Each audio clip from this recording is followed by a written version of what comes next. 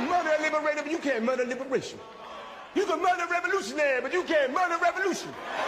And you can murder a freedom fighter, but you can't murder freedom. You're tapped in, so let's get right to it. So President Trump, I think maybe 9 months or so ago, he initiated a federal takeover of DC law enforcement departments, police departments. Okay. And as of today, he still maintains, or he remains with this ongoing Department of Justice task force out in the area of DC communities. Also, the Department of Justice has recently requested, or is requesting, another 1,500 additional National Guard troops for a planned summer surge. All right, the extended presence operating under the Make DC Safe and Beautiful task force includes thousands of armed military personnel and federal agents targeting high crime corridors, highway, teen takeovers, homeless encampments, etc. Now, here's the thing. A lot of people are looking at this not as a means to curb, actually bring down crime rates in certain communities. There is that. That could actually come to pass as a result of those federal agents being out there. Yes, crime will naturally go down, but a lot of people thinking there's something greater than that. It is fascism in full effect. To have police presence 24/7, federal police presence 24/7 up and down the avenues and boulevards in these communities.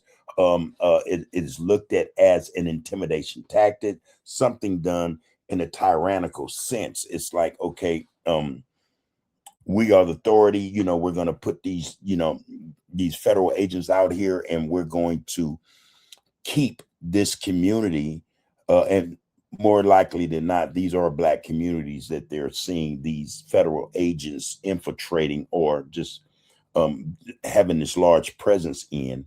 But we're going to have these federal agents there to make sure you guys know we're here, and to do things our way. And in this respect, a lot of community activists, as well as members of those communities, are seeing this as an intimidation tactic. All right. Now, DC, as bad as it seems, or as bad as that is for Washington D.C., those areas in that are being occupied by fascists, or federal agencies or police, they're not the only ones who are going to experience this influx of federal agents into their communities. There's also New York is on the list. They're supposedly up next. Chicago is another. Maryland, Los Angeles. There are many states that are on this list that Trump has, in terms of sending federal agents into these communities to curb crime, is what he calls it. All right. But the enforcement tactics of these organizations, these federal agents, their jobs including, also this includes U.S. Park Service, as well as FBI and U.S. Marshals. They're all a part of this apparatus, this federal apparatus of police agencies. All right. And they have increased foot, vehicle, and horseback patrols. Okay.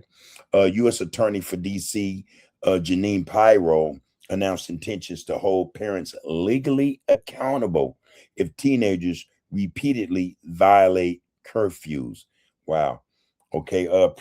Previous milestones are the Make DC Safe initiative has made over 10,000 arrests and recovered more than 1,000 illegal firearms since its inception. So the question now is, okay, are those 10,000 arrests legitimate?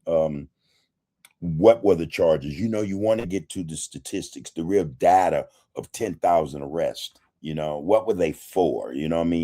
Were they all legitimate? For one, how did these arrests occur? Were constitutional rights violated as a result of these arrests? When you're talking about, illegal firearms, being recovered since its inception of Make DC Safe, who did these firearms come from? Illegal in what way? There's too many questions that can be asked, and there aren't any. They're just statements being made, let's say, by Janine Pyro and those organizations supposedly making these arrests and recovering these illegal weapons. Under what circumstances is all this occurring? That's my question. The National Guard has also been deployed, and that is a long-term stationing situation right there. While the initial 30-day crime emergency takeover of the Metropolitan Police Department technically concluded in the fall of 2025, the Pentagon plans to maintain the National Guard's armed street presence through at least January 20th of 2029. Okay. This is something bigger than, hey, make DC safe.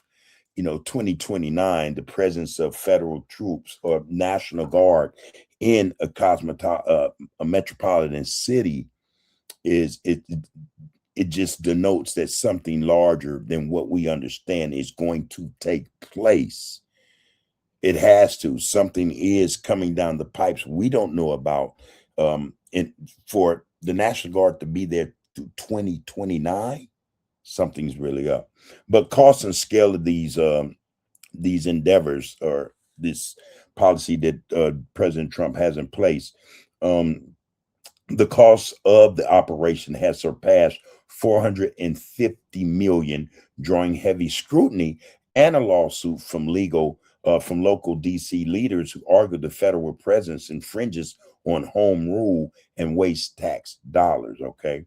But the local impact and controversies, crime stats scrutiny, the administration's takeover was heavily tied to whistleblower claims and a subsequent House Oversight Committee review that alleged former DC police leadership manipulated crime statistics. Okay, economic and social repercussions. What we have here is say local business owners, and hospitality advocates report declining tourism due to the omnipresent military and law enforcement footprint, the aggressive clearing of homeless encampments, and high profile arrests have also sparked local protests. Okay, that's what's going on. Now, to add to this, to give you guys more context, I have a clip I want to impart in this piece. Before I do, please like, share, follow, comment, and subscribe to Tap the Art of Political Discourse. Your participation and viewership with this channel, it means a great to us. So we like to thank those of you who have involved themselves with this channel and its content. Thank you again. Now let's get to this clip. There's a lot more on the face of this, and right quick, the task force operations taking place and the crackdowns that are occurring in DC, Washington, DC, are attached to or have a lot to do with this so-called summer surge.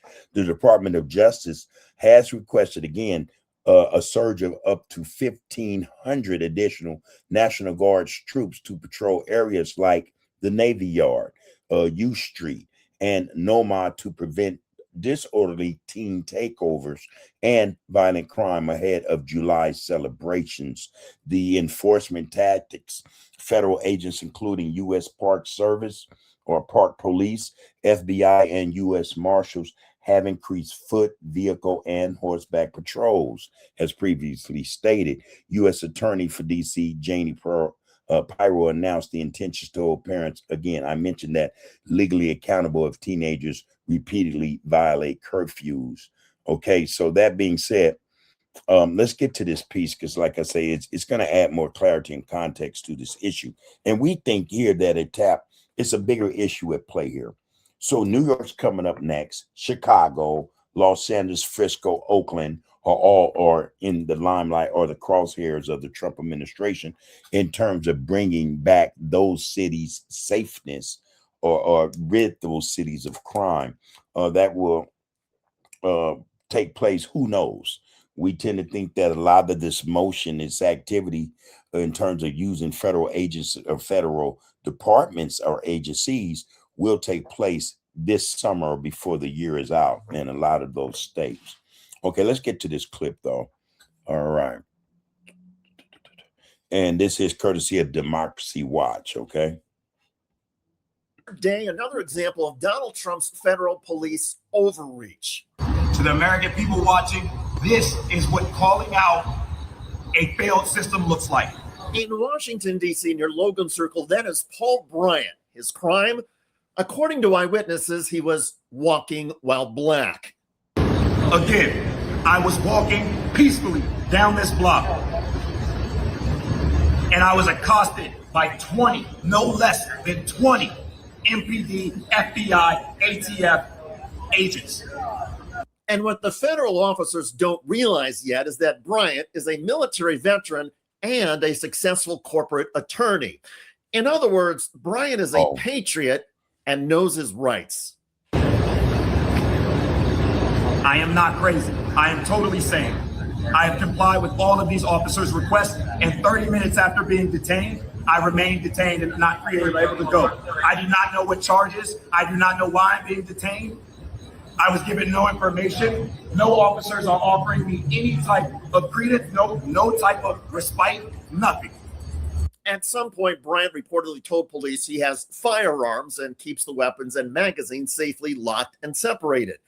That seems to have caused the agents to go for some sort of gun charge, which is in keeping with the Trump-ordered efforts by federal police across the city. Never mind, of course, that Bryant is legally entitled to have weapons and is storing them safely. But police assumed Bryant was dangerous. They went hands-on and kept insulting him, he says. Simply stand here, you and be handcuffed while we wait to find magazines that do not exist, or we will find one for you. I assume that is the case.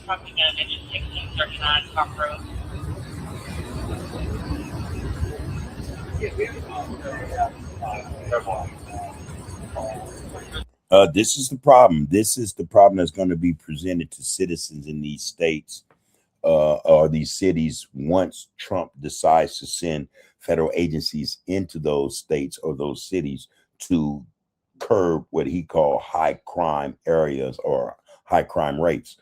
What's in store, what will be waiting is police harassment. All right. But this is on a federal level.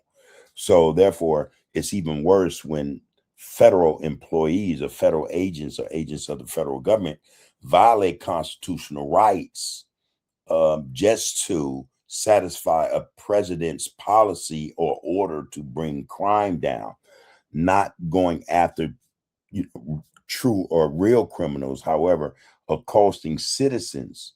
You know, this guy here is a patriot and also a lawyer. He was accosted and detained just walking up a street. That's a violation of his constitutional rights. And so a lot of us are starting to think, okay, so being able to articulate a crime, thinking a crime will occur or a crime has occurred goes out the window.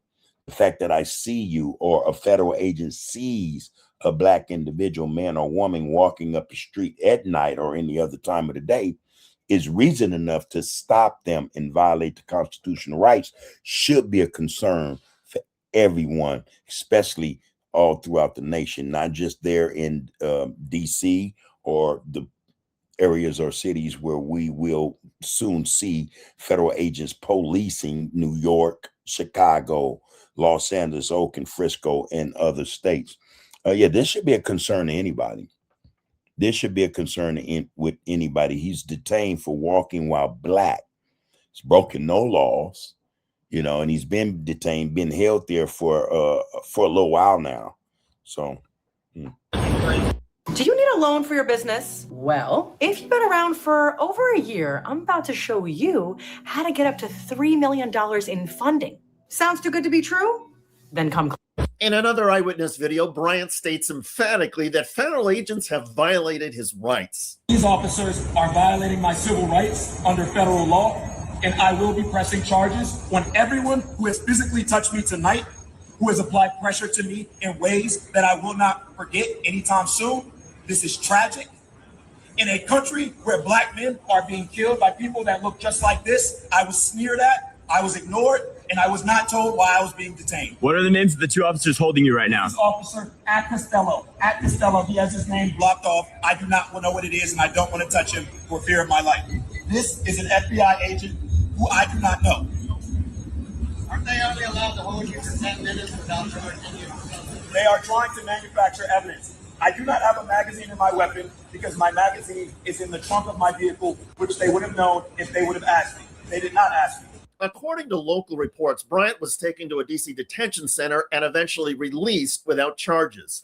But legal experts say the arrest, placement in handcuffs, and refusal to be told the reason were all clear violations of Bryant's constitutional rights. Morally, the federal actions are even more infuriating in this case, given Bryant's reported history. We'll have more on that in a moment. But first, there are multiple indications that Donald Trump's federal police in Washington, D.C. are playing fast and loose with constitutional rights, especially in the search for weapons. Headline: Federal judge slams the lawlessness of Trump's D.C. takeover. Federal Magistrate Judge Z.M. Farrakwi is not happy about Donald Trump's authoritarian takeover of Washington, D.C., and the resulting disrespect for basic constitutional rights. Yesterday, in his courtroom, was the case of Torres Riley, a black man charged with unlawful possession of a firearm. Riley was on his way to a Trader Joe's when stopped by law enforcement, who searched his bag. Judge Farrakwi called the search so obviously unconstitutional that a high school student would know it's illegal. And it's irrelevant that the search turned up a gun when the search itself is unconstitutional. The police are out there looking for everybody, and it seems they're looking for people that look like you, Farrakwi said to Riley. You can't go into a grocery store without getting stopped and illegally searched. Here's the problem with a lot of that as well. We're dealing with a president who is putting forth policies or putting policies out there that are irrespective or disregards law. So again, here's a president who's a felon. Here's a president who does not follow the law. And so he's allowing, through his power of control over the federal government and federal agencies such as those FBI, DEA, ATF, Homeland Security, ICE, Border Patrol, he are allowing them to violate citizens' constitutional rights. They are lawless enforcement, lawless police. This is, in all actuality, this or Washington, D.C. or areas in D.C. have become fascist control. There are fascists there running the streets of D.C. And I would think that a lot of the citizens there are in fear, not understanding or not knowing when or at what point this thing will get out of hand. And instead of detaining someone in handcuffs for 20, 30 minutes or taking him down to the detention center and releasing him later, bullets will start to fly, and black citizens will become the victims now of this federal takeover in Washington, D.C. This is something we all need to be mindful of, truly. Riley spent 7 days in a D.C. jail before the Justice Department recognized the detention violated his constitutional rights and dismissed the charges. 7 days. That would be a fat lawsuit, really. And I want to add right quick that, yes, that is in Washington, D.C., okay? That is taking place there. Chicago is supposedly up next. Chicago and or New York City and San Francisco. Those are the primary cities President Trump has explicitly named as the next targets for federal law enforcement interventions and National Guard deployments. Now, while Washington, D.C. remains the only municipality where the administration successfully enacted a full police force takeover using unique federal statutes, several other cities and states are heavily targeted for expanded federal crackdowns. Okay, so it's coming to your town, your city, your state near you. It is coming. Judge Farrakwi blasted the federal prosecutors for arresting Riley in the first place. Quote, lawlessness cannot come from the government. We're pushing the boundaries here. We're beyond the boundaries, and something is going to have to break. Judge Farrakwi then apologized to Riley on behalf of the government and pointed out how fragile constitutional protections have become. Quote, this is on your record forever, the judge said of the arrest. The 7 days you spent in jail, nothing can undo that. It's not clear if Torres Riley is going to sue the Justice Department. And it seems that the way the judge put that, Torres Riley hadn't been, the way he put it, hadn't been arrested before. He made that seem like that was a first time. That was a traumatic experience, being that it was possibly his first time being arrested for 7 days over a constitutional violation. But back to attorney Paul Bryant, who we started this video with and who was vowing a lawsuit for the racial profiling of him. Again, I was walking peacefully down this block, and I was accosted by 20, no less than 20 MPD, FBI, ATF agents. Keep in mind, Bryant served our country as a member of the military. He graduated from West Point and was an infantry officer in the Army before starting his legal career. Like many veterans, Bryant has reportedly had bouts of PTSD. That means his encounter with federal agents was not just a legal issue, it could have badly damaged his mental health. And when police, instead of showing empathy and respect, arrest first and worry about basic humanity later, it can be especially traumatic for people who have already suffered. Right. One can only hope that Mr. Bryant is successful in his lawsuit against police and the federal government, and that he's able to get through the mental anguish this incident has inflicted on him. The rest of us need to keep asking, what has our nation become? I have an answer for that. A fascist state, a fascist nation, a police state.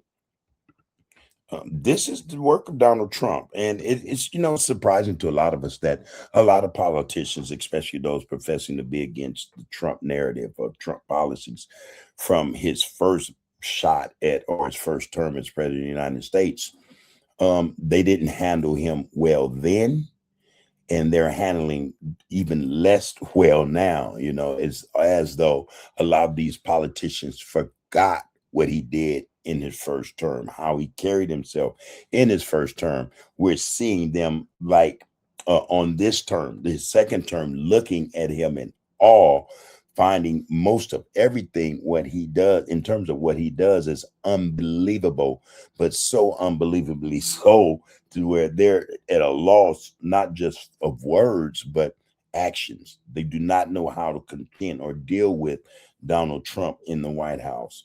And it shows. Most of these politicians are scrambling. It's like they're being broadsided by most of what Donald Trump throws out there in terms of his policies and in terms of dealing with the country as he sees fit. None of them seem to be prepared. And that's something we should worry about as citizens here in this country.